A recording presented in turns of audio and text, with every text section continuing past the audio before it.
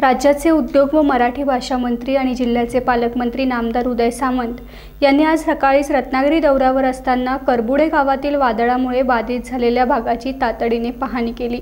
सकाळी 7 वाजताच पालकमंत्री सामंत यांनी घटनास्थळी पोहोचून थेट ग्रामस्थांशी संवाद साधला आणि वादळामुळे झालेल्या नुकसानीची सविस्तर माहिती घेतली।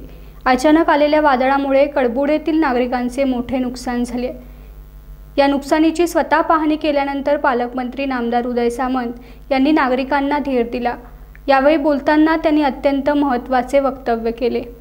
ते म्हणाले की वादळग्रस्त नागरिकांच्या पाठीशी आपण ठामपणे उभे आहोत।